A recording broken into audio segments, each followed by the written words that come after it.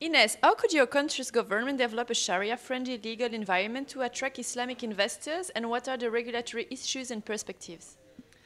Actually, I think that Belgium has already, naturally, a quite Sharia-friendly environment. And in my opinion, there is no need for much legal change, just maybe a few adjustments, which might be done, I think, through rulings, because it's mainly tax issues which are at stake, and which do not even need legal changes. So I think the real problem is the problem of awareness, of communication. I'm not sure really it's the problem of the government, but also a little bit of the government, but also of the population, know what it is all about, and what are the interests and what are the advantages for Muslim and non-Muslim people to use Sharia principles or Sharia products, compliant products. What are your country's main challenges to enable proper development of Islamic finance there? Well, as I mentioned before, I don't think there is real legal challenges, but there is much more of information challenge.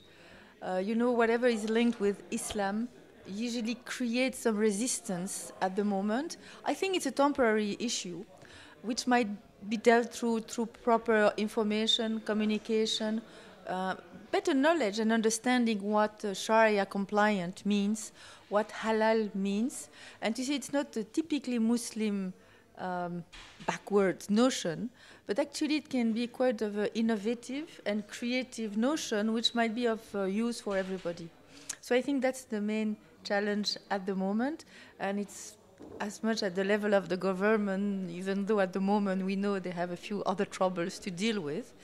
And, but also within the Muslim community and all the non-Muslim community at different levels.